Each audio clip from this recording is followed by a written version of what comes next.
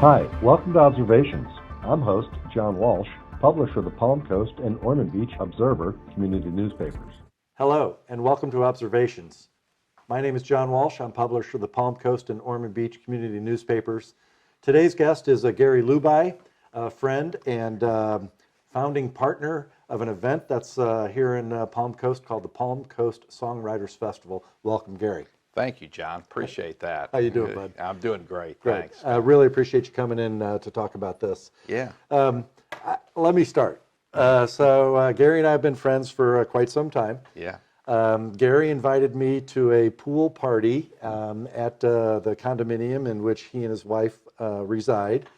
And Nancy and I, my wife, packed up a little cooler and went to this pool party wondering what the heck was going on. It was pretty funny. Yeah. And all of a sudden, looked out and there must have been, what, Garry, 20, 30 people? Oh, probably, yeah, 35, 40 people maybe even. It was, yeah. So we walked in and said, what is it going on here? Yeah.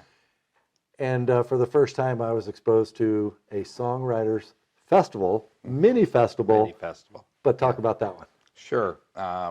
Really for a number of years, I actually lived and worked in Nashville for 4 years and near Nashville, Tennessee for 2. And Probably a good place to start. Introduce yourself. yeah, Garry. exactly. And so I'm a banker by day, and but play guitar, love music, and I'd been to the Tin Pan South Festival, which is the mothership, if you will, of songwriter festivals with over 300 writers because they're all there in Nashville. So we did that, and You and Barb. my wife Barbara and I, yeah. Barbara. And so we went to those a couple of times at least, and the last one being in 2012 after we had left Nashville. Even we went back for it, and what I started to realize was we could do this in Palm Coast someday.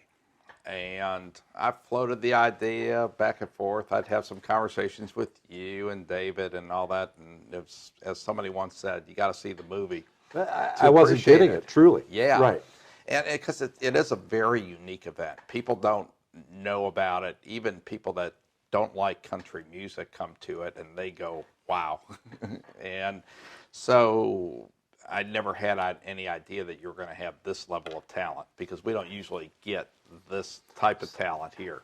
So we show up at your place. You show up at our place, and 2 of the people that are on this flyer here, Tom Shepard and his wife Coley McCabe Shepard, were performing. And Tom wrote Redneck Yacht Club that went to #1, wrote Riding with Private Malone for David Ball that went to #1, and Coley had several hits herself. And next thing you know, the light bulb went on. Well, let me tell you what happened. So, like I said, we attended. It was a great invitation. Thanks for including us. Yeah. We sat down, had a couple of friends with us. Yeah. David Ayers from Yeah. the radio station, our friend Donald O'Brien, yeah. and his wife. And so all of a sudden, we're sitting there, and Tom and Coley come out, and you put them up in front of the crowd. Not much of a stage, right? Right. And then Garry, 3 hours later, stood up and said, I want more. I want more. And it was a 3-hour show. Yeah, and it was just incredible. Yeah. And what I was really impressed with was the nature of these festivals. It's not the headlining performer. Mm-hmm. These are the guys that wrote the songs. These are the guys that put the stuff down on paper. Mm-hmm. And these are the guys that don't get a lot of credit for their work, right? Yep, exactly. Some of them get a lot of royalties, but not a lot of credit. And I thought that was #1, very interesting. But the second part of that was to really hear what inspired them to write these songs. Yes. You know, and I know you've got plenty of experience in that as well. Yeah.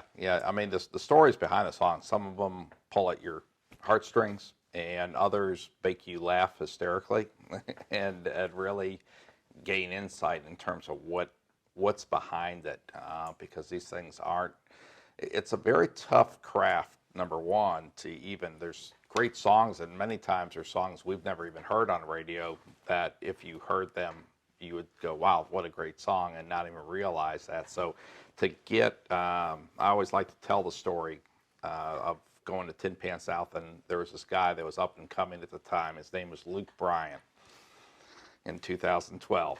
And he said, you know, writing a song is kind of like a series of miracles. The first miracle is you get the idea, you know, the concept and all that, and then you put it on paper. That's the first miracle. He goes, the second miracle is somebody wants to cut it. And then the third miracle is it gets on radio and people want to hear it over and over and over again. And that, when he said that, that really resonated with me in terms of, boy, if we could get this started here. And then you all came out to the event. I believe that was the fall of 17. Well, let's back up a little bit. After that event, Yeah. you came back and circled the wagon, so to say, and engaged David Ayers and myself in conversation, and gave us your vision as to what that little bitty poolside performance could look like. Yeah. So a few years ago, you approached us. We agreed to become partners on this event to produce it. And you, again, led us to the first year's performance. How many entertainers did we have? How many songwriters did we have in the first year? We had 9 that year, including Tom and Coley. And with Tom Shepard and Coley McCabe Shepard, I mean, Tom had a lot of contacts. And so really, you threw out a name of a writer, somebody else here in town was college roommates with that's right, Tyler Reeve. Tyler Reeve. And I threw out a name of Lee Thomas Miller, and then Tom identified the rest.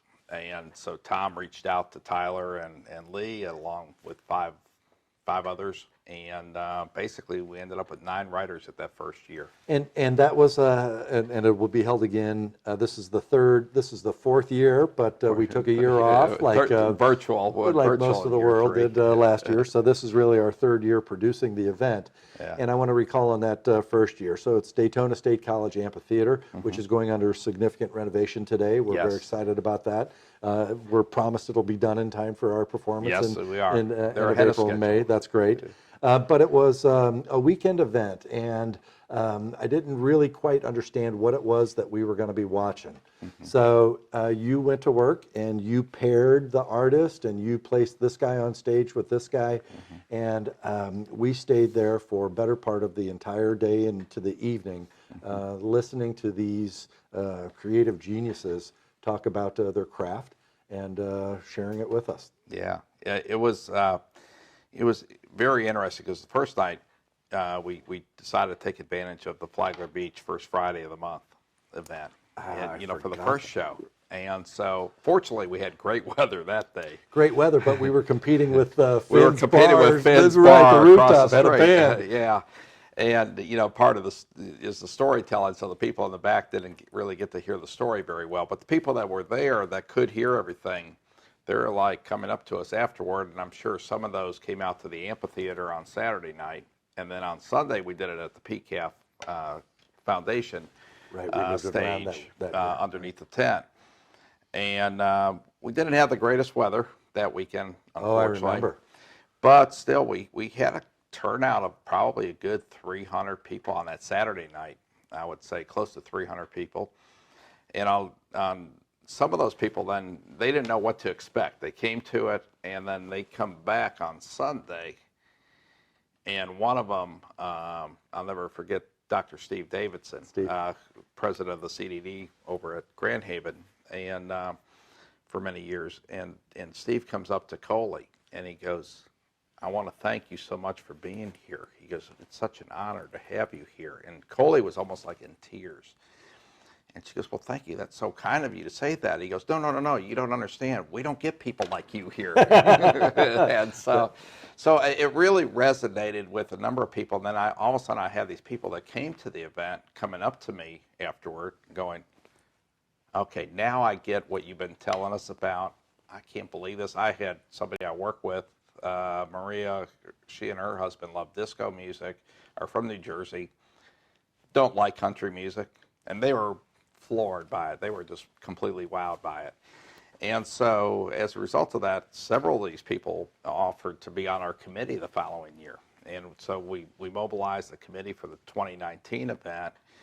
And that year we took it from 9 to 14 writers. And again, you don't know the name of the writer or the artist. No. But when they start strumming the guitar, you go, I love that song, Yeah. and sing with it, and so forth. And it's a very special event and experience. We're going to take a break right now, Gary. Okay. We'll come back and we want to talk a little bit more specifics about this year coming up. Okay, Thanks for sounds joining good. us. If you haven't already, be sure to subscribe, give this video a thumbs up, and click on the notification bell to tune in on our latest content. Hi, welcome back to Observations. I'm John Walsh, publisher of the Palm Coast Ormond Beach Observer. My guest today is Garry Lubi. Garry and I are partners in producing the Palm Coast Songwriters Festival, and it's a thrilling event. And Garry, let's talk about this year's event going forward. Sure. This year, last year we were going to do 27 writers, and they had over 100 number one hits. Let me back up on one of the, I thought was really clever, is the timing of the event. The timing of the event being in early May. Yes. Talk about that. Yeah, we wanted to give people that were coming to Florida for the Key West Songwriters Festival another stop on their trip down. Right. And specifically the artists, that these the guys, artists too, yeah. They're very much attending the Key West Festival. Yeah. And we plug ours in the week before Key West kicks off. Exactly. So as long as they're heading south. Yeah. Yeah, in fact, back in 2019, after our event, my wife and I and a couple of friends, we went down to the Key West Songwriters Festival, and there they have about 150 writers. I mean, it's like a 5 or 6 day event. And it's, I mean, the amount of money that comes into Key West over those 5 or 6 days is mind-boggling. But needless to say, it becomes a key economic driver for you in your community. But also too, what was funny was Tyler Reeve. We ran into Tyler Reeve, and he's walking with one of his buddies that is going to be at our event in Key West. One of his songwriter buddies, Wyatt Durrett, and I'll explain more about Wyatt in a little bit, but. Basically, he puts his arm around Wyatt and he goes, "Hey, Wyatt, you need to meet Garry Lubi. And Garry, you need to meet Wyatt. Garry runs a Songwriters Festival in Palm Coast, and he goes, it's nothing but hit writers." And all of a sudden, then Garry, he looks at me, he goes, "Garry," he goes, "you need to be Wyatt, because Wyatt's got 14 number one hits that he's written, including 12 with Zach Brown." And since that time, he's written the CMA Song of the Year, Beautiful Crazy with Luke Combs, and also wrote Even Though I'm Leaving, which was nominated for CMA Song of the Year in 2020. And we are the envy. The talent that you have been able to amass at our festival is the envy of most festivals throughout the region, correct? I think so. And in terms of the writers themselves, they look at it. I've got some writers that say, "I'll only do a handful of songwriter festivals, but I want to do yours." I want to do yours. And we put them up at the Ocean Hammock Resort. So great partners they're not there going as well. Yeah, they're great partners. And Hammock Beach Resort. Yeah, and the writers aren't being put up at the Motel 6. Right. Not a bad brand, not but that there's anything wrong with it.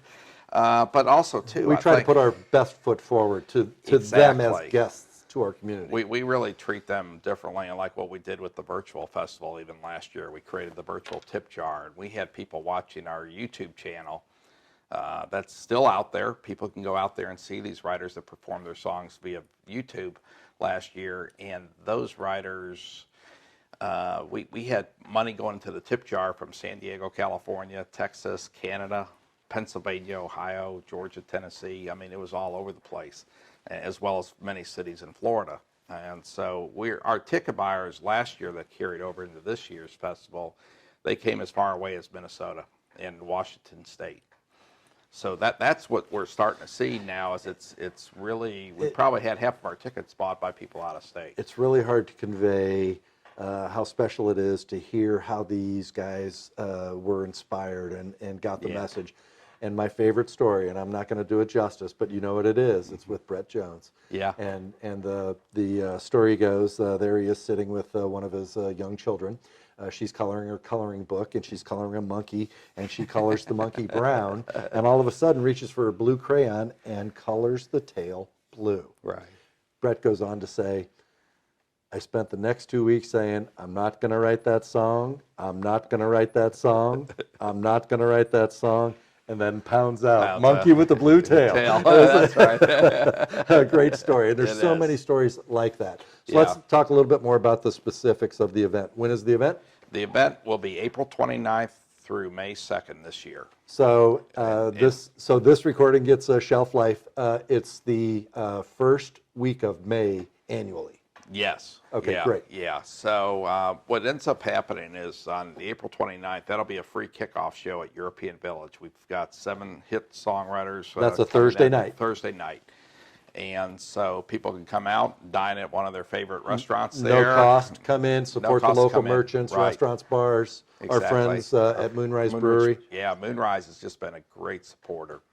Ben and Ashley are just awesome. Great community partners. Yeah, and so we've got that. That will include Paul Overstreet, who is a Hall of Fame songwriter. Had his own recording deal in the late '80s, and wrote "Mama's Come Around to My Way of Thinking" and "Digging Up Bones" for Randy. He wrote "Digging Up Bones" and "Forever and Ever Amen" for Randy Travis, amongst other hits of Randy Travis's. "Some Beach" for Blake Shelton. So you got a long litany of hits from Paul Overstreet. And then we also planning on Ira Dean, who used to be in Trick Pony, and Trent Tomlinson, who had his own recording deal. I know you can name 31 artists Yeah. and the hits that they've Oh, yeah, written. I can. So Thursday it kicks off. Kicks European off. Village, Yep. Palm Coast, free, no charge. Support the local merchants. Yep. Our friends at Moonrise.